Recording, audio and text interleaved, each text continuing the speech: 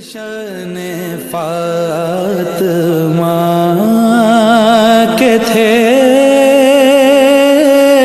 سارے گلاب ریت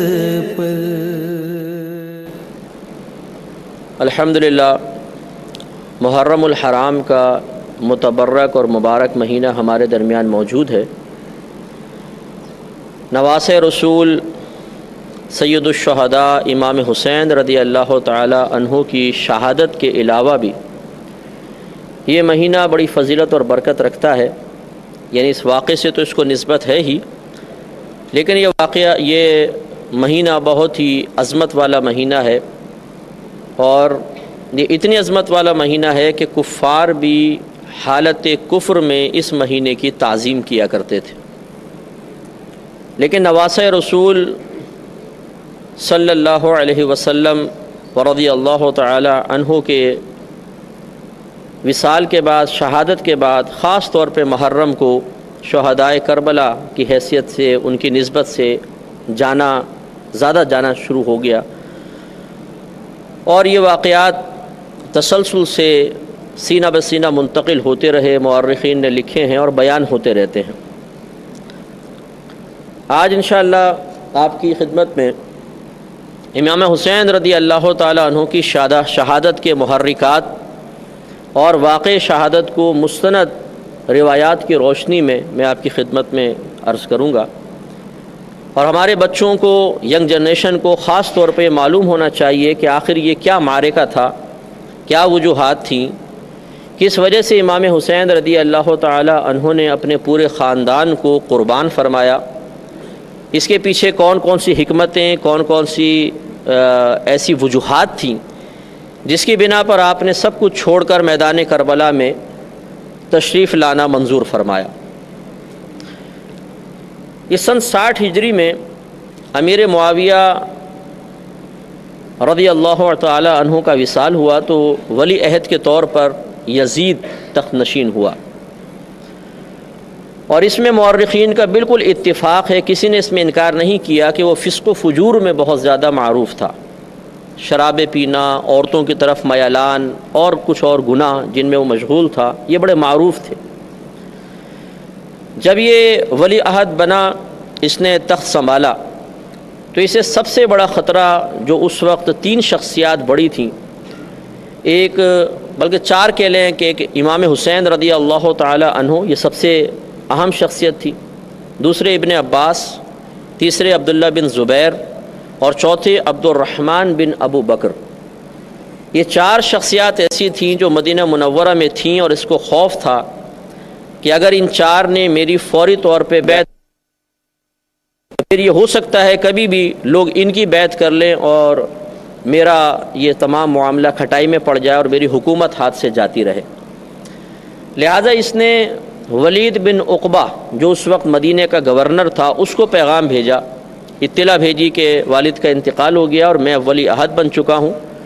اور تم فوراً سے پیشتر ان نفوس قدسیہ سے میری بیعت لو اور ان کو کہیں نکلنے مت دینا۔ اس نے فوراً ان نفوس قدسیہ کے پاس پیغام پہنچایا کہ میں آپ سے ضروری بات کرنا چاہتا ہوں۔ تو حضرت عبداللہ بن زبیر رضی اللہ تعالی عنہما تو معاملہ فوراً ہی سمجھ گئے تھے، آپ مکۃ المکرمہ کی طرف ہجرت فرما گئے، لیکن حضرت امام حسین رضی اللہ تعالی عنہما نے اس کے پاس جانے کا فیصلہ کیا، تو آپ کو کہا گیا کہ آپ تھوڑا سا احتیاط سے جائیے، ایسا نہ ہو کہ نقصان پہنچائے۔ آپ نے فرمایا کہ مجھے کچھ بھی نہیں کر سکتا۔ آپ گئے اور اس نے آپ کی حسب توقع یزید کی بیعت کی دعوت دی۔ آپ نے ایک دن سوچنے کا ٹائم لیا اور آپ واپس تشریف لائے، اور ہم مشاورت سے یہی بات طے پائی کہ اس فاسق و فاجر کی اطاعت، اس کی بیعت کرنا قطعاً مناسب نہیں ہے، لہذا یہ خاندان رسالت آج رات ہی مکۃ المکرمہ کی طرف ہجرت کر جائے گا۔ لہذا جب سب سو گئے تو تہجد کے وقت میں، جو خاص ہم تہجد کا وقت کہتے ہیں، سحر کا ٹائم تھا، اس میں یہ خاندان رسالت یہ تو ساری رات جاگی رہے، اور اس وقت انہوں نے خاص طور پہ کوچ کا پروگرام بنایا۔ امام حسین رضی اللہ تعالی عنہما سرکار کی بارگاہ میں حاضر ہوئے، روضہ اطہر پر حاضر ہوئے، اور اجازت طلب کی کہ نانا جان ساری صورتحال آپ کے سامنے ہے اور اب مجھے مکۃ المکرمہ کی طرف جانا ہے، آپ مجھے اجازت مرحمت فرمائیں۔ اور اشک بار آنسو آنکھوں کے ساتھ آپ مکے کی طرف روانہ ہو گئے اور راتوں رات آپ مکے میں پہنچے۔ جب آپ وہاں پہنچ گئے تو یزید نے مکے پر اپنا ایک لشکر بھیجا تاکہ ابن زبیر رضی اللہ تعالیٰ عنہ کو اور امام حسین کا ساتھ کچھ معاملہ کیا جائے، ان کو گرفتار کیا جائے۔ وہاں معرکہ ہوا، عبداللہ ابن زبیر نے اس جنگ میں باقاعدہ حصہ لیا، لیکن امام حسین رضی اللہ تعالیٰ عنہ اس میں ابھی ایک طرف رہے اور یزیدی لشکر کو شکست ہوئی اور یہ واپس چلا گیا۔ تو اب یہ اس سے جو مکے کے لوگ تھے ان کا اور حوصلہ افزائی ہوئی یزید کے خلاف اور یزید کی پریشانیوں میں اضافہ ہوا۔ دوسری طرف امام حسین رضی اللہ تعالیٰ عنہما کے پاس کوفہ سے بہت سارے خطوط آئے کوفیوں کے کہ آپ یہ یزید فاسق ہے، فاجر ہے اور یہ اس وقت زبردستی تخت نشین ہو چکا ہے اور ہم میں سے بہت سے اس کو قبول نہیں کرتے ہیں، تو آپ فوراً سے پیشتر آئیے، ہم آپ کی بیعت کریں گے، آپ کی اطاعت کریں گے اور آپ یہاں پر آ کے ہم سے بیعت لے کر اس کے خلاف کچھ معاملہ کیجیے۔ ایک عرضی آئی، دوسرا خط، تیسرا خط، چوتھا خط، حتیٰ کہ جب بعض خطوط میں یہاں تک جملے لکھ دیے گئے کہ اگر آپ نہیں تشریف لائے تو میدان محشر میں ہم اللہ کی بارگاہ میں آپ کے لیے گرفت کا سامان پیدا کر دیں گے کہ ہم نے نواس رسول کی خدمت میں اپنی وفاداریاں پیش کیں لیکن انہوں نے اس کو قبول نہ کیا، تو پھر آپ کیا جواب دیں گے؟ تو امام حسین رضی اللہ تعالیٰ عنہما نے باہم مشاورت کی کہ اس میں کیا معاملہ کرنا چاہیے، تو اکثر نے آپ کو یہی مشورہ دیا کہ آپ کو نہیں جانا چاہیے۔ یہ کوفی جو ہیں ان کی بے وفائی بڑی معروف ہے، مشہور ہے، ایسا نہ ہو کہ آپ وہاں پہ تشریف لے کر جائیں اور یہ آپ کے ساتھ چھوڑ دیں اور بھاگ جائیں، تو پھر آپ کے لیے اور خاندان رسالت کے لیے بڑے مسائل پیدا ہوں گے۔ بعض نے کہا اگر آپ جانا ہی چاہتے ہیں تو عورتوں بچوں کو نہ لے کر جائیں، آپ چلے جائیں، چند رفقا کو ساتھ لیں اور آپ جا کر وہاں پہ دیکھیں، بات چیت کر لیں۔ امام حسین رضی اللہ تعالیٰ عنہما نے جو فیصلہ کیا تھا کہ مجھے جانا چاہیے، اس میں ایک تو یہی تھا کہ آپ کے دل میں خوف خدا تھا کہ اگر میں نہ جاؤں اور میدان معاشر میں میرے نانا جان مجھ سے یہ کہیں کہ جب میری امت مشکل میں تھی ایک فاسق و فاجر شخص ان پر مسلط تھا اور لوگ اس سے نجات بھی چاہتے تھے اور آپ کو پکارا گیا تو آپ نے کیوں مدد نہیں کی؟ تو اس لیے یہ خوف اتنا آپ کے دل میں جاں گزی ہو گیا کہ آپ نے جانے کا فیصلہ کیا، لیکن جب سمجھایا گیا تو آپ نے اپنے چچا زاد بھائی مسلم بن عقیل رضی اللہ تعالی عنہ سے کہا کہ آپ ایسا کریں کہ پہلے جائیں اور کوفیوں سے میرے نام پر بیعت لیں، یعنی میرے وکیل بن کر جائیں، اور پھر مجھے آپ بتائیے گا کہ واقعی وہ آپ کا ساتھ دے رہے ہیں اور یزید کے خلاف وہ کھڑے ہونے کے لیے تیار ہوں گے تو میں آتا ہوں، ورنہ پھر میں ٹھیک ہے رک جاؤں گا۔ مسلم بن عقیل یقیناً لڑنے تو گئے نہیں تھے، تو آپ ایک دو رفقا کے ساتھ اور اپنے دو بیٹوں کے ساتھ جو چھوٹے چھوٹے ہی تھے، ایک محمد تھے، ایک ابراہیم، بعض نے کہا عبداللہ ابراہیم تھے، انہیں لے کر آپ کوفہ چلے گئے۔ جب آپ کوفہ پہنچے اور آپ نے حضرت امام حسین رضی اللہ تعالی عنہما کا خط دکھایا کہ مجھے انہوں نے بھیجا ہے، تو واقعی بڑا جوش تھا اور پہلے ہی دن تقریباً 14,000 لوگوں نے آپ کے ہاتھ پر بیعت کی۔ جب یہ صورتحال دیکھی تو امام مسلم بہت خوش ہوئے اور آپ نے فوراً ایک لیٹر لکھوایا اور امام حسین رضی اللہ تعالیٰ عنہ کو بھجوایا کہ آپ فوراً سے پیشتر یہاں پر آئیے، حالات بہت سازگار ہیں اور لوگ آپ کے ساتھ بالکل لڑنے کے لیے، مرنے کے لیے، جانیں قربان کرنے کے لیے تیار ہیں، تو آپ بالکل دیر نہ کریں۔ یہاں یہ خط روانہ ہوا تو اس وقت یہ کوفے کے گورنر تھے نعمان بن بشیر رضی اللہ تعالیٰ عنہ، یہ صحابی تھے اور اہل بیت سے بہت زیادہ محبت اور پیار فرماتے تھے۔ آپ نے جب مسلم بن عقیل کو بیعت کرتے ہوئے دیکھا تو تھے تو یہ یزید کی طرف سے گورنر، لیکن صحابی تھے، اہل بیت سے محبت فرماتے تھے، تو آپ نے کوئی تعارض نہ فرمایا، ان کو روکا نہیں۔ تو جو یزید کے وفادار تھے وہاں پر، انہوں نے نعمان بن بشیر رضی اللہ تعالیٰ عنہ کی شکایت فوراً یزید کے دربار تک پہنچائی کہ یہ تو روک ہی نہیں رہے ہیں، اور اگر اسی طریقے سے تیزی کے ساتھ لوگ امام حسین رضی اللہ تعالیٰ عنہ کی بیعت کرتے رہے تو ایک وقت ایسا آئے گا کہ تیرا ساتھ دینے والا ایک بھی کوفے میں نہیں ہوگا۔ تو یزید نے فوراً عبداللہ بن زیاد کو، جو ابن زیاد کے نام سے معروف ہے اور بڑا ہی فاسق و فاجر اور اہل بیت سے بہت بغض اور دشمنی رکھنے والا شخص تھا، اور اس وقت یہ بصرہ کا حاکم تھا، اسے آفر کی کہ اگر تو جا کر اس فتنے کو دبائے تو میں تجھے کوفے کی گورنری بھی دے دوں گا، بصرہ کا بھی حاکم رہے اور کوفے کا بھی رہے، لیکن جا کے اس فتنے کو دبا دے۔ اس نے فوراً اپنے بھائی کو اپنا وکیل بنایا، اپنا نائب بنا کے وہاں چھوڑا، اور فوراً وہ راتوں رات کوفہ پہنچ گیا۔ اور اس نے امام حسین رضی اللہ تعالیٰ عنہ کی محبت جاننے کے لیے طریقہ یہ اختیار کیا کہ بالکل ایسا لباس پہنا جیسے عربوں کا ہوتا ہے، حجازی لوگ پہنتے ہیں۔ یہ مکہ مکرمہ اور مدینہ منورہ کے رہنے والوں کو اہل حجاز کہا جاتا ہے، تو حجازی لباس میں اندر داخل ہوا اور کپڑا اس طرح آگے ڈال لیا اور شہر کے اندر رات میں داخل ہوا۔ اب چونکہ کوفی لوگ انتظار کر رہے تھے کہ شاید ابن رسول امام حسین رضی اللہ تعالیٰ عنہ تشریف لانے والے ہیں اور یہی امام حسین ہیں، تو ان سب نے اس کے فوراً ہاتھ چومنے شروع کر دیے، اس کا والہانہ استقبال کرنا شروع کر دیا، اور اس نے بھی بتایا نہیں کہ میں کون ہوں، بس منہ ڈھک کے رکھا، رات میں آیا تھا، اندھیرے ہوتے تھے گلیوں کے اندر، اتنی روشنی نہیں تھی، تو وہ اس کا استقبال والہانہ کرتے رہے، اور دلی دل میں یہ خیال لاتا رہا کہ یقیناً امام حسین کی ایک پاور یہاں بن چکی ہے۔ حتیٰ کہ یہ چلتا چلتا نعمان بن بشیر رضی اللہ تعالیٰ عنہ کے محل کے پاس پہنچا، تو نعمان بن بشیر رضی اللہ تعالیٰ عنہ نے بھی سمجھا کہ یہ امام حسین ہی ہیں، تو انہوں نے دروازہ اندر سے بند کیا اور اوپر سے کھڑے ہو کر کہا کہ اے ابن رسول، میری محبت آپ کے ساتھ ہے، میں اہل بیت سے محبت کرتا ہوں، لیکن میں کوفیوں کو جانتا ہوں، اگر آپ یہاں قیام فرمائیں گے تو کوئی بعید نہیں کہ کچھ دیر بعد ہی آپ کا ساتھ چھوڑ دے تو آپ کے لیے نقصان کا باعث ہوگا، تو میرا مشورہ یہ ہے کہ آپ فوراً واپس سے لے جائیں۔ اب نیچے ابن زیاد اس نے کپڑا ہٹا دیا اور کہا کہ دروازہ کھولو فوراً، مجھے یزید نے بھیجا۔ یزید کا لیٹر دکھایا، نعمان بن بشیر رضی اللہ تعالیٰ عنہ کو فوراً معزول کیا، اور اس نے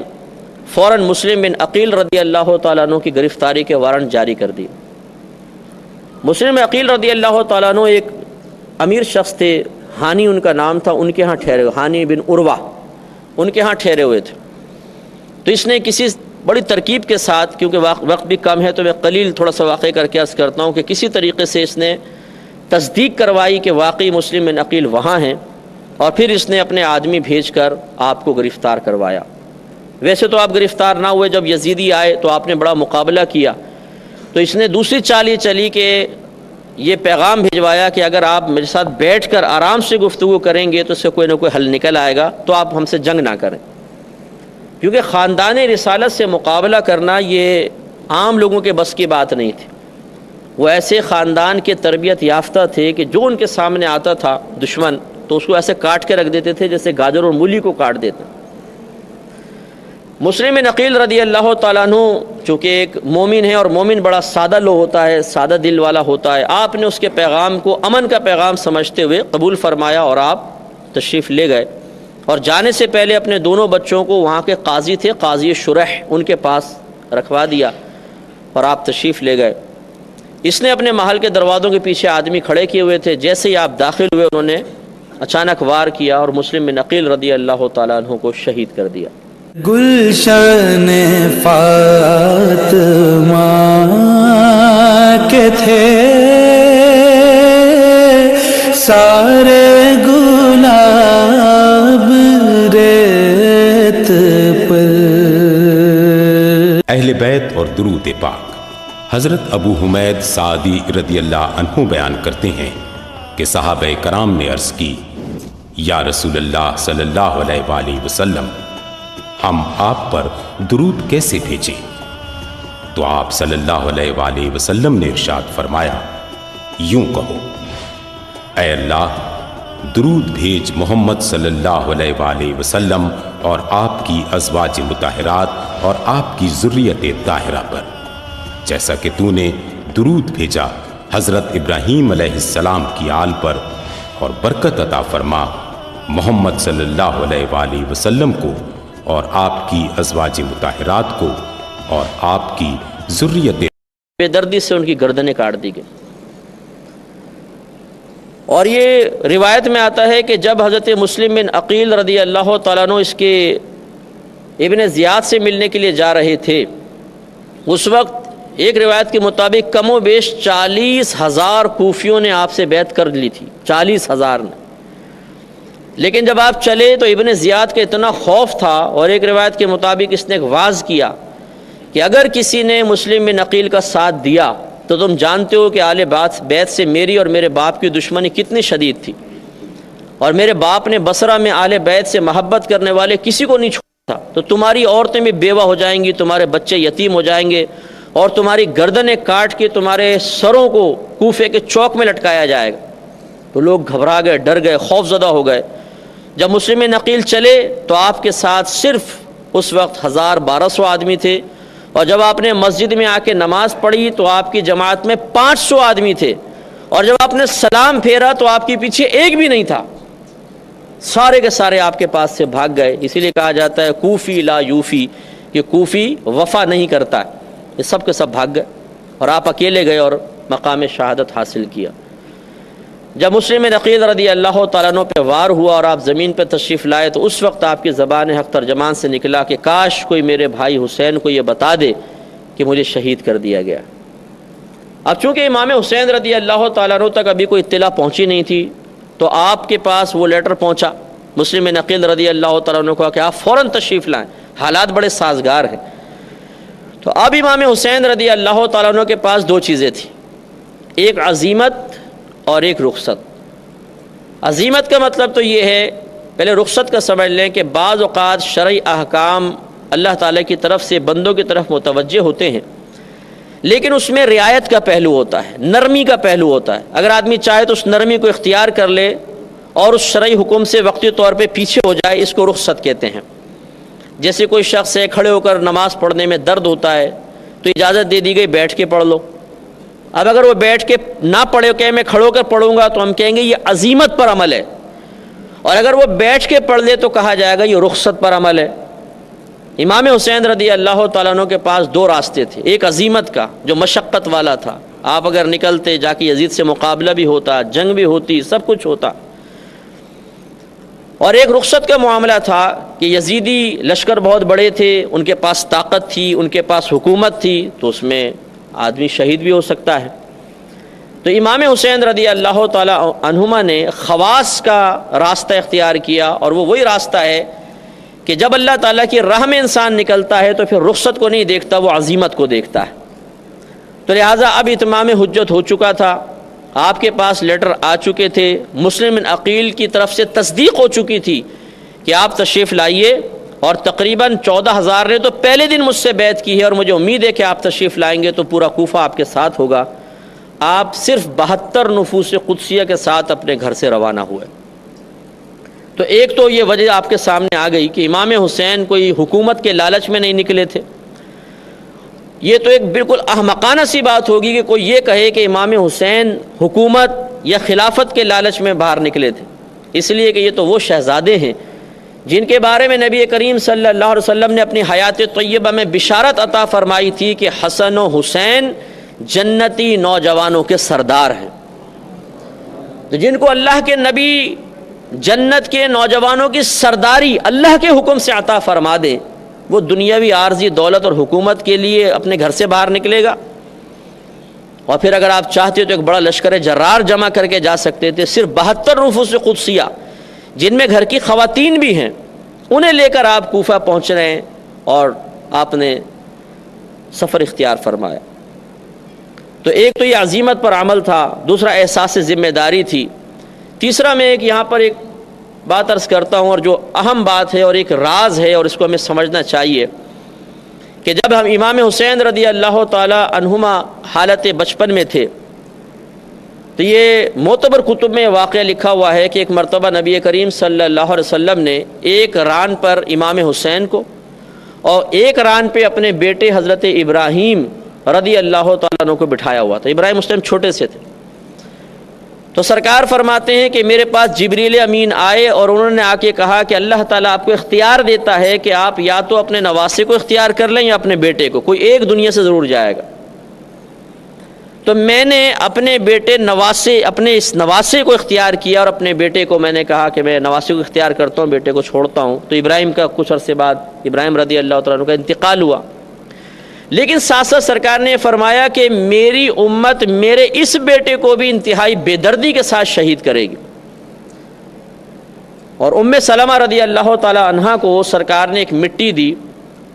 اور کہا کہ یہ اپنے کسی شیشی وغیرہ میں ڈال لینا، جب یہ مٹی خون بن جائے تو سمجھ جانا کہ میرے اس بیٹے کو شہید کر دیا گیا۔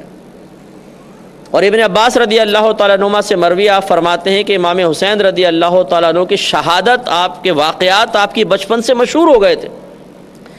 سرکار نے بشارت دے دی تھی کہ میرے اس بیٹے کو شہید کیا جائے گا۔ اور تہذیب و تہذیب اٹھا کے آپ پڑھ لیجئے، بڑی معتبر کتاب ہے، اس میں یہ لکھا ہے صراحتاً کہ نبی کریم صلی اللہ علیہ وسلم نے ارشاد فرمایا کہ ایک وقت آئے گا کہ میرے اس بیٹے کو قریش کے آوارہ گرد نوجوان شہید کریں گے۔ اور یہی ہوا۔ سن 60 سن ہجری میں یہ یزید حاکم بنا ہے۔ سن 61 سن ہجری جب آیا ہے، ایک سال تقریباً اس میں نکلا کہ آپ مدینے سے مکے آئے، پھر 6-7 مہینے وہاں ٹھہرے۔ سن 61 ہجری کا مطلب سن 60 ہجری کا اختتام تھا اور 61 ہجری کی ابتدا تھی، سمجھ لیں۔ تو ذوالحجہ کا مہینہ تھا، 3 ذوالحجہ کو امام حسین رضی اللہ تعالیٰ عنہما اپنے گھر سے نکلے ہیں۔ تو اب راز یہی ہے کہ آپ کو تو بچپن سے ہی بتا دیا گیا تھا کہ آپ کو شہید ہونا ہے۔ حتیٰ کہ امام حضرت علی رضی اللہ تعالیٰ عنہ جب ایک سفر سے واپس آ رہے تھے تو ایک جگہ آپ نے پڑاؤ ڈالا، پوچھا یہ کون سی جگہ ہے، بتائے میدان کربلا ہے۔ تو آپ رونے لگے اور خیمے سے باہر آ کے آپ نے فرمایا کہ میری اولاد کو اس مقام پر شہید کیا جائے گا، کیونکہ نبی کریم صلی اللہ علیہ وسلم نے مجھے بتایا۔ تو یعنی اتنی معروف چیز تھی۔ تو امام حسین رضی اللہ تعالیٰ عنہ یہ جانتے تھے کہ اب عمر کا وہ حصہ آ چکا ہے جس میں نبی کریم صلی اللہ علیہ وسلم کی میرے بچپن میں دی گئی خبر کی باقاعدہ ایک عملی شکل نظر آنے والی ہے۔ وہ کیسے رکتے؟ اور پھر آپ دیکھیے کہ اگر روکنا ہی مقصود ہوتا تو اللہ تعالیٰ کے نبی اللہ کی بارگاہ میں دعا کرتے کہ یا رب کریم اس کی شہادت کا معاملہ ختم فرما دے، میرے بچے کو کوئی بے دردی سے شہید نہ کرے۔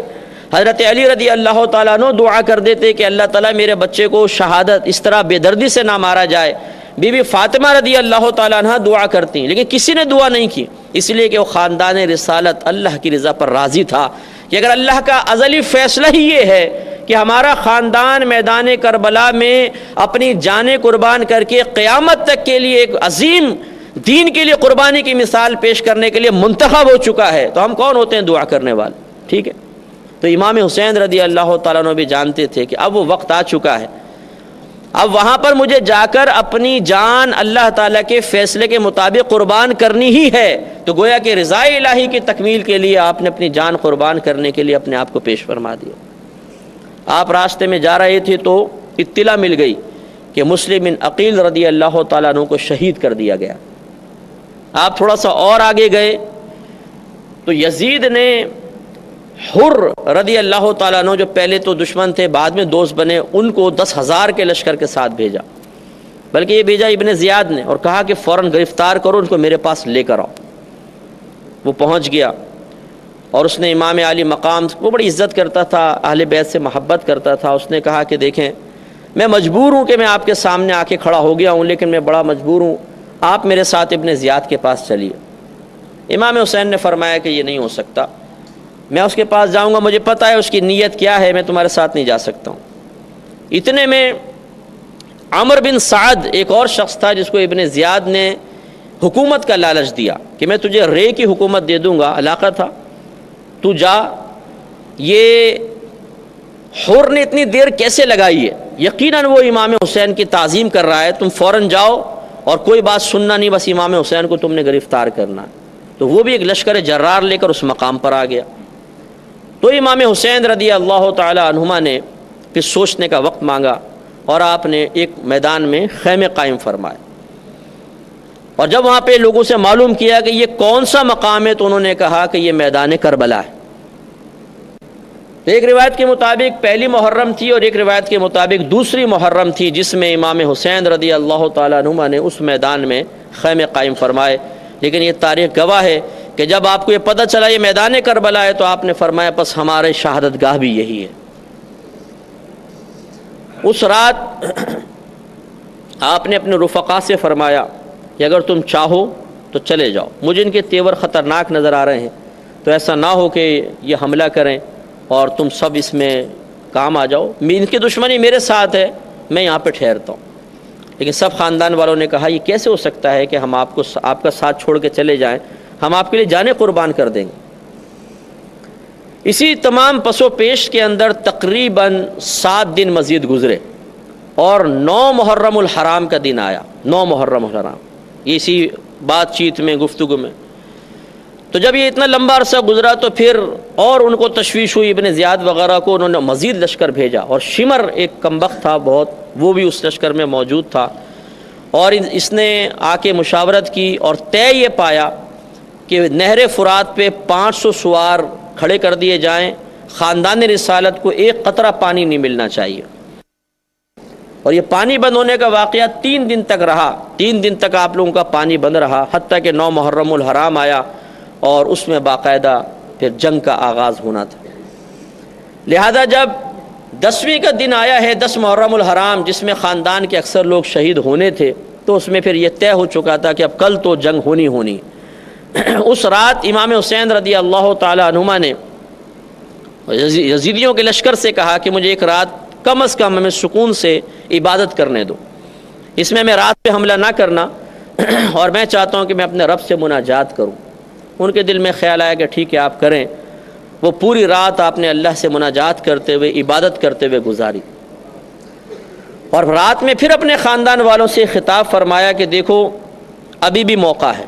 اگر تم چاہو تو 2 کر کے ادھر ادھر نکل جاؤ، رات کا اندھیرا ہے، تمہیں کوئی نہیں پکڑے گا، قریبی گاؤں میں جانا اور وہاں سے اپنے گھروں کو چلے جانا، تم مجھے یہاں پہ اکیلا چھوڑ دو۔ کسی نے بھی جانے کا اقرار نہ کیا، اور ہر ایک نے کہا کہ ہم دین کے نام پہ اپنی جانیں قربان کریں گے۔ لہذا جب صبح ہوئی اور مارکے کا آغاز ہوا تو پیر در پہ خاندان رسالت کے افراد شہید ہوتے چلے گئے۔ پہلے دیگر افراد جو محبت کرنے والے تھے، پھر خاندان رسالت، اور پھر خاص طور پر حضرت امام حسین رضی اللہ تعالی عنہما کے گھر والوں میں سے علی اکبر آگے بڑھے۔ علی اکبر جوان تھے، ماشاءاللہ بڑے خوبرو جوان تھے، اور ان کی مشابہت نبی کریم صلی اللہ علیہ وسلم سے بہت زیادہ تھی۔ بڑے خوبصورت نوجوان تھے۔ آپ گھوڑے پر بیٹھے، تلوار لگائی۔ پہلے امام حسین رضی اللہ تعالیٰ عنہ نے فرمایا کہ میں جاتا ہوں، کہا کہ نہیں بابا جان، جس کا بیٹا جوان ہو تو باپ کیوں جائے گا، میں جاتا ہوں۔ اس وقت حضرت امام حسین کی تاریخ کے مطابق، جو تاریخ نگاروں نے لکھا ہے، عمر مبارکہ تھی 56 سال 5 ماہ 5 دن، اور وہ لکھتے ہیں کہ ایک بال بھی آپ کا سفید نہیں ہوا تھا، ایک بال بھی سفید نہیں تھا، ایسے خوبرو جوان نظر آتے تھے۔ بیٹا گیا اور جا کے حملہ کیا، اور زبردست حملہ کیا، ایسا حملہ کیا کہ جس طرف جاتے تھے صفے کے صفے الٹ دیتے تھے، اور کسی میں ہمت نہیں ہوتی تھی کہ سامنے آئے،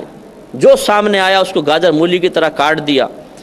تو اب یہ ابن زیاد اور یہ عمر بھی، یہ عروہ بن سعد، یہ سب بڑے پریشان ہوئے کہ کیا کریں۔ اب ابن زیاد تو خیر اپنے وہاں سے کمانڈ کر رہا تھا، کوفہ کے اندر بیٹھا ہوا تھا، یہاں شمر تھا اور عروہ یہ ابن سعد تھا۔ تو طے یہ ہوا کہ کہا کہ چاروں طرف سے حملہ کرو، اس کو گھیر لو، اس نوجوان کو، اگر ایک ایک کر کے آتے رہے تو پورا لشکر بھی اگر آ جائے گا تو یہ قابو میں آنے والا نہیں۔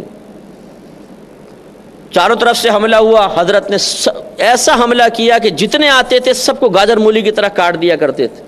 زبردست قسم کا معرکہ ہوا، لیکن 3 دن سے حلق میں ایک قطرہ پانی نہیں پہنچ رہا ہے، تو پیاس کی وجہ سے نڈھال ہو گئے، اور واپس والد صاحب کے پاس آئے اور کہا کہ ابا جان اگر ایک گھونٹ پانی مل جائے تو پھر دیکھیں میں ان کے ساتھ کیا کرتا ہوں۔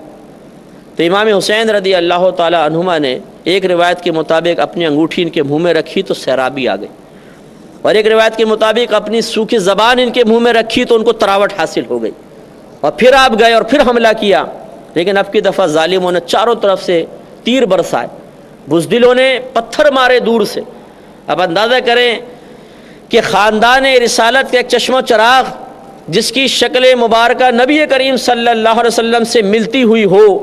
اور وہ نوجوان خوبرو نوجوان کھڑا ہو اور چاروں طرف سے پتھر مارے جا رہے ہوں اور تیر برسائے جا رہے ہوں، کتنا دردناک منظر ہوگا، آپ اندازہ کریں۔ گلشن فاطمہ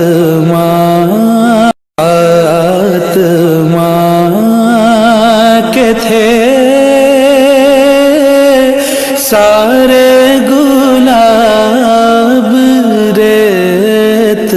پر، اگر کوئی پاگل کو بھی پتھر مار رہا ہوتا ہے تو ہمارا دل پسیج جاتا ہے اور ہم کہتے ہیں یار ایسا نہ کرو، بیچارے کیوں مار رہے ہو، اس کی ٹانگ دیکھو لنگڑا کے چل رہا ہے۔ اور یہاں پر آل رسول پہ حملہ کیا جا رہا ہے، کوئی پتھر یہاں آ کے لگتا ہوگا، کوئی ناک پہ آ کے لگتا ہوگا، کوئی ہونٹوں پہ لگتا ہوگا، کوئی کندھے پہ لگتا ہوگا، کوئی سینے پہ آ کے لگتا ہوگا۔ آپ اندازہ کریں کہ بغض، کینہ اور بدبختی کا عالم کیا تھا کہ ان کے ہاتھ رک نہیں رہے تھے، حتیٰ کہ شہزادے زمین پہ تشریف لے آئے اور ان ظالموں نے آگے بڑھ کے تلواروں کے ایسے وار کیے کہ جسم کو چھلنی چھلنی کر دیا، اور آپ کی زبان سے یا ابتاہ نکلا، اے میرے والد۔ حضرت امام حسین رضی اللہ تعالیٰ عنہ آگے بڑھے۔ اچھا، اور وہاں پہ میدان میں فقہاء نے لکھا ہے، مفسرین نے لکھا کہ گرد اتنی تھی کہ امام حسین کے آگے اتنی گرد چھا گئی تھی کہ پتہ نہیں چل رہا تھا آگے کیا ہو رہا ہے۔ اب جب بیٹے کی پکار سنی تو پھر آپ آگے بڑھے اور جو دو چار قریب تھے ان کے سر قلم کیے اور بیٹے کو اٹھا کر، جوان بیٹے کو خیمے تک لے کر آئے۔ آپ اندازہ کریں کہ ایک چھوٹا سا بچہ اگر گھر میں پیدا ہو کے مر جائے تو کتنا صدمہ اور افسوس ہوتا ہے۔ اگر لڑکا ہو تو اور زیادہ ہوتا ہے، حالانکہ بچی بھی بہت پیاری ہوتی ہے، کہ لڑکا مرے تو۔ اور ایک بیٹا جس کو 18-19 سال تک جوان کیا ہو، بالکل جوان بیٹا، اور اسے سے بے دردی کے ساتھ شہید کیا گیا ہو کہ یہاں زخم ادھر زخم، کوئی جسم کا حصہ نہ چھوڑا ہو کہ جہاں زخم نہ ہو گئے ہوں، تو اس باپ کے دل کے درد کا عالم کیا ہوگا۔ لہذا مورخین نے لکھا ہے کہ جب آپ اس کو لے کر آئے ایک بھی بال سفید نہیں تھا، لیکن اتنا صدمے سے نڈھال ہوئے کہ جب آپ ان کو لٹا کر انہوں نے دم توڑا ہے آپ کے ہاتھ میں، اور اللہ کی رضا پر راضی رہتے ہوئے دم توڑا ہے، تو آپ کی داڑھی اور سر کے بال سفید ہو گئے تھے۔ اتنا صدمہ، اتنا غم تھا امام حسین رضی اللہ تعالیٰ عنہ۔ آپ خیمے میں گئے، اب بیویاں جو تھیں صبر و تحمل کے پہاڑ تھے، انہوں نے اس موت پر، اس شہادت کے اوپر بڑا صبر کا مظاہرہ کیا اور اللہ کی رضا پر راضی رہنے کا عندیہ دیا۔ تو بی بی امام حسین رضی اللہ تعالیٰ عنہ کی زوجہ نے کہا کہ یہ ظالم ایسے ہیں کہ انہوں نے پانی بند کر رکھا ہے، یہ چھوٹے علی اصغر ہیں، بالکل دودھ شیر خوار بچے تھے، ان کو لے کر جائیں اور کم از کم اس بچے کے لیے آپ پانی مانگ لیں ان سے کہ یہ اس بچے کو تو پانی پلا دیں۔ یہ ظالم ہیں ٹھیک ہے، لیکن شاید اس بچے کو دیکھ کر کم از کم اس بچے کے لیے تھوڑا بہت پانی دے دیں۔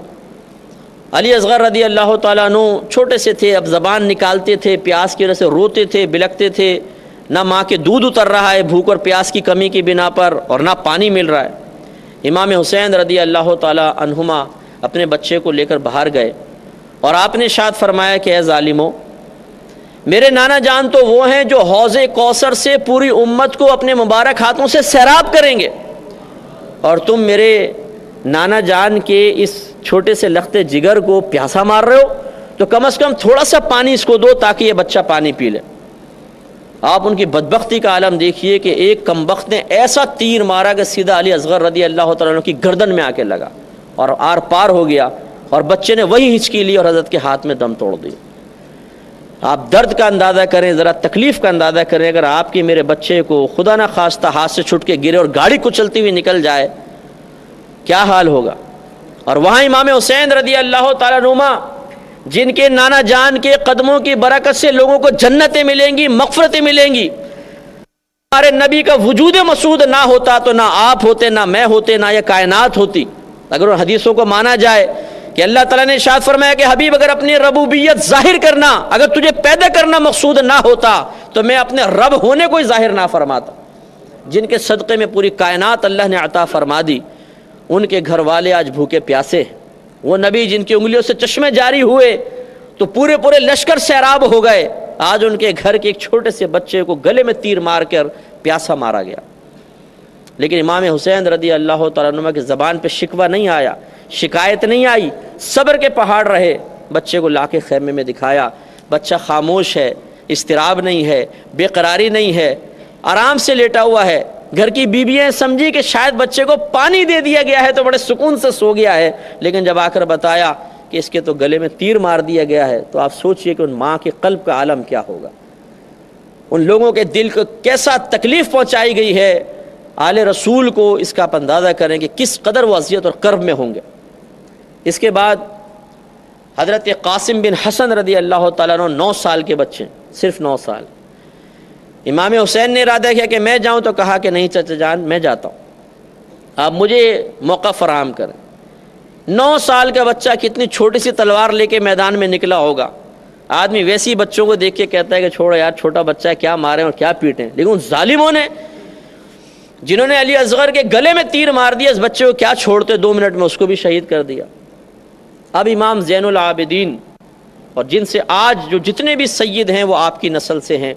یہ بیمار تھے اور بہت زیادہ بیمار ہو گئے تھے، بخار بہت زیادہ تھا، جسم میں نقاہت تھی، کئی دن کے فاقے بھی تھے، پیاس پانی تو 3 دن سے بند کیا ہوا تھا، تو یہ اپنے پاؤں پہ صحیح کھڑے بھی نہیں ہو پا رہے تھے، جسم پہ لرزہ تھا۔ تو کہا کہ بابا جان اب مجھے اجازت دیں کہ میں اپنی جان کو قربان کروں۔ امام حسین رضی اللہ تعالیٰ عنہما نے فرمایا کہ نہیں بیٹا،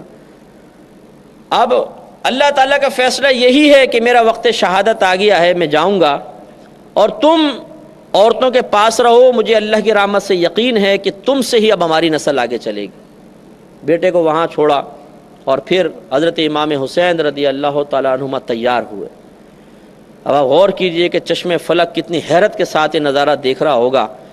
کہ وہ نانا جان جنہوں نے ان لبوں کو چوما ہے، امام حسین کے پیشانی کو چوما ہے، یہ اگر سجدے میں آ کے سرکار کے کندھے پہ بیٹھ جائیں تو سرکار اپنے سجدوں کو طویل کر دیں۔ آج وہ مقام شہادت حاصل کرنے کے لیے ہزاروں کے سامنے اکیلا جا رہا ہے۔ آپ نے امامہ رسول آپ کے پاس تھا، وہ اپنے سر پہ باندھا، اور حضرت علی رضی اللہ تعالیٰ عنہ کی تلوار لی، حمزہ رضی اللہ تعالیٰ عنہ کی زرہ آپ کے پاس تھی، وہ باندھی، اور آپ گھوڑے پہ سوار ہوئے اور میدان میں تشریف لے آئے۔ آپ نے وہاں پر آ کے ایک وعظ کیا اور اتمام حجت کے لیے ان سب کو سمجھایا کہ اے لوگوں ذرا غور کرو، تم کس کو مار رہے ہو؟ آخر تمہاری میری دشمنی کیا ہے؟ میں نے کون سے ایسا غلط کام کیا ہے کہ آج تمہارے سامنے کھڑے ہو اور مجھے قتل کرنے کے در پہ ہو؟ سوچو کہ جب تم میدان معاشر میں میرے نانا جان کے سامنے پہنچو گے تو کس منہ سے شفاعت کا سوال کرو گے؟ اس لیے مجھے پہچانو، میں نواسہ رسول ہوں، اور کم از کم مجھ سے تعارض نہ کرو، اور یہ نہ کرو اپنی آخرت برباد مت کرو۔ لیکن وہ ایسے ظالم تھے، اتنے خبیث قسم کے لوگ تھے کہ انہوں نے کہا کہ لمبا وعظ و نصیحت نہ کریں، ہمیں آپ کا وعظ و نصیحت نہیں چاہیے، مقابلہ ہوگا۔ آپ کو میں نے بتایا تھا کہ حر بھی ان کے ساتھ تھا۔ جب یہ امام حسین رضی اللہ تعالیٰ عنہما کی شہادت کا وقت آیا، اس سے کچھ عرصے پہلے، یعنی کچھ ٹائم وقت پہلے، یہ اس طرف آیا۔ اب دیکھیں، جس کو اللہ تعالیٰ کرم فرمائے، جس کو ہدایت عطا فرمائے، اس نے آ کر کہا کہ اے امام حسین، میں آپ سے معذرت چاہتا ہوں، اگر میں آپ کو جانے دیتا اور کچھ اور راستہ نکال لیتا تو شاید آج یہ صورتحال نہ آتی، اور مجھے بڑا افسوس ہے اور بہت صدمہ ہے کہ تمام معاملات ہو رہے ہیں، کیا میرے لیے بخشش اور نجات کا کوئی راستہ ہے؟ امام حسین رضی اللہ تعالیٰ عنہ نے فرمایا کہ اگر تو ان کا ساتھ چھوڑ دے اور ہمارا ساتھ دے تو میں تجھے اپنے نانا جان کی شفاعت کا وعدہ دیتا ہوں، اور انشاءاللہ اللہ تعالیٰ تیری بخشش و مغفرت کرے گا۔ اس نے اسی وقت حضرت امام حسین کی طرف سے ان لوگوں کو للکارا اور کہا کہ اے لوگوں، میں جہنم چھوڑ کے جنت کی طرف آ گیا ہوں، اور میں تمہیں بھی دعوت دیتا ہوں کہ ہمت کرو اور اس طرف آ جاؤ۔ لیکن بدبختی، وہ بھی لڑے اور وہ بھی شہید ہوئے۔ اب یہ آخری معرکہ تھا، امام حسین رضی اللہ تعالیٰ عنہ اکیلے ہیں، نواسہ رسول ہیں، جن کی فضیلت اور برکت کو نبی کریم صلی اللہ علیہ وسلم عرصہ دراز تک بیان کرتے رہے ہیں، لوگ جن کی بارگاہ میں آ کے دعائیں کر کے اپنی حاجات پوری کرتے رہے ہیں، اللہ کی بارگاہ سے انعامات حاصل کرتے رہے ہیں، آج امام حسین تنہا کھڑے ہیں، اور یہ سارے کمبخت بدبخت سامنے کھڑے ہیں جنہوں نے عرضیاں دے دے کر، خط لکھ لکھ کر آپ کو بلایا، وہ بھی سامنے کھڑے ہیں، اور امام حسین نے یاد دلایا کہ تم نے مجھے خط نہیں لکھا تھا، تم نے نہیں لکھا تھا، تم نے نہیں لکھا تھا۔ وہ صاف انکاری ہو گیا، ہم نے کہاں لکھا تھا۔ ایک آگے بڑھا، اس نے کہا زیادہ واضح و نصیحت کرنے کی ضرورت نہیں، تم بہت بڑے بنتے ہو، اب دیکھنا ہم تمہیں کیسے پیاسا مارتے ہیں۔ آپ نے فرمایا اللہ تجھے پیاسا مارے۔ کہتے ہیں کہ ایسی امام حسین کی یہ زبان سے نکلنے والے الفاظ تھے کہ اس کو سخت پیاس محسوس ہوئی، وہ پیچھے ہٹا، اور وہ مشکے کی مشکے پانی پی جاتا تھا، لیکن اس کی پیاس نہیں بجھتی تھی، حتیٰ کہ ایسی پیاس کی حالت میں ایڑیاں رگڑ رگڑ کے مر گیا۔ ایک دوسرا آگے بڑھا، معذاللہ ثم معذاللہ، بدتمیز تو بہت تھے، کہنے لگا کہ ان قریب تم جہنم کی آگ میں جلو گے۔ امام حسین رضی اللہ تعالیٰ عنہ نے فرمایا کہ میں نہیں، انشاءاللہ تو جلے گا۔ تو امام حسین کے خاندان والوں نے خندق کھودی تھی جس میں آگ لگائی ہوئی تھی. جیسے ہی آپ نے فرمایا تو اس کو گھوڑا بتکا اور اس کو اپنے اوپر سے پھینکا، وہ گرا، اس کا پاؤں زین میں پھنس گیا اور وہ تیزی سے چلتا ہوا اس خندق کے اوپر سے گزرا. یہ خندق کے اندر گیا، گھوڑا آگے نکل گیا اور جل کے اسی وقت ہلاک ہو گیا. تو مورخین نے لکھا ہے کہ اللہ تعالیٰ کی عطا سے امام حسین رضی اللہ تعالیٰ عنہما کو مستجاب الدعوات بنایا گیا تھا. اگر آپ چاہتے اور ایک بد دعا دیتے پورا لشکر تباہ ہو جاتا، لیکن آپ جانتے تھے کہ اللہ تبارک و تعالیٰ نے اس میدان میں اس وقت میں میری شہادت لکھ دی ہے، تو پھر آپ نے اپنی شہادت کو ٹالنے کے لیے اور اس وقت سے باہر نکلنے کے لیے، اس مشکل سے باہر نکلنے کے لیے کوئی دعا نہیں کی اور اس لشکر کو تباہی کے لیے دعا نہ فرمائی. یہ اللہ کی رضا پر راضی رہنے کی ایک عظیم مثال ہے. اب وہی ہوا، پہلے ایک آیا اس کو مارا، دوسرا آیا اس کو مارا، تیسرا آیا اس کو مارا. خاندان رسالت کا شیر اکیلا ہزاروں کے سامنے کھڑا ہوا ہے، اور یہ عام بھیڑ بکریوں کے اندر اتنی طاقت اور ہمت نہیں ہے کہ خاندان رسالت کے شیر کو للکار سکے. اب ان بدبختوں نے کہا کہ بھئی ان کو تو حملہ کرنا اور ان کو زیر کرنا بڑا مشکل ہے، کیا کیا جائے؟ وہی طے پایا، پہلے چاروں طرف سے گھیر لو اور ان پہ وار کرو. چاروں طرف سے گھیرا گیا، حضرت گھوڑے پر ہیں، چاروں طرف سے گھیر لیا گیا. آپ وہ منظر ذرا ذہن میں لائیں کہ ہاتھوں میں بڑی بڑی تلواریں ہوں، آنکھوں میں نفرت کے جذبات ہوں، اور جسم پہ وار کر کے جسم کاٹنے کے لیے لوگ تیار ہوں. ایک عام آدمی ہو تو دہشت سے چیخنے لگ جائے گا. ہیبت کا عالم کیا ہوگا آپ سوچئے. ایک عام آدمی اکیلا اگر آپ کے سامنے چاقو لے کے آپ کو مارے تو آدمی کا مقابلہ کرنا بڑا مشکل ہو جاتا ہے. لیکن قربان جائیے امام حسین رضی اللہ تعالیٰ عنہ کی جرأت پر، شجاعت پر، بہادری پر، اور خاندان رسالت سے ملنے والے شجاعت کے اس فیض پر کہ آپ نے ان سے مقابلہ فرمایا اور ان کو سب کو تتر بتر کر دیا. طے یہی ہوا کہ ایسے قابو میں نہیں آئیں گے، ان پہ تیر برساؤ. دور سے کھڑے ہو کے کمبختوں نے چاروں طرف سے گھیر کے اتنے تیر مارے کہ جسم کا کوئی حصہ ایسا نہیں تھا جس میں تیر نہ لگا. اور حضرت گھوڑے سے زمین پہ تشریف لے آئے. بلڈ نکل رہا تھا، کوئی چہرے پہ لگا ہوا ہے، کوئی سینے پہ لگا ہوا ہے، کوئی ہاتھوں پہ تیر لگا ہوا ہے. عجیب صورت ہے. اور ان بدبختوں نے جیسی آپ تشریف لائے آگے بڑھ کے تلواروں سے وار کر کے آپ کو مکمل طور پہ شہید کر دیا. اور پھر ایک بدبخت نے آگے بڑھ کر ایک شمر کے بارے میں آتا ہے کہ شمر نے، اور ایک سنان بن انس کا نام آتا ہے کہ ان دونوں میں سے کسی ایک نے آگے بڑھ کر امام حسین کی گردن پہ ایسا وار کیا کہ سر مبارکہ علیحدہ کر دیا. اور یزید نے جو یہ حکم دیا اور ابن زیاد کو مقرر کیا، اس نے قیامت تک کے لیے اپنے چہرے کو سیاہ کر لیا. اور امام حسین رضی اللہ تعالیٰ عنہما نے اس دین کے لیے قربانی دیتے ہوئے، ایک ظالم اور فاسق و فاجر کے سامنے سر اطاعت خم نہ کرتے ہوئے اپنے دین کو قیامت تک کے لیے زندہ کر لیا. تو الحمدللہ اس واقعے میں ہمارے لیے بڑا درس ہے، بہت نصیحت ہے. ہمیں صرف ان واقعات کے انداز سے ہی نہیں سننا چاہیے،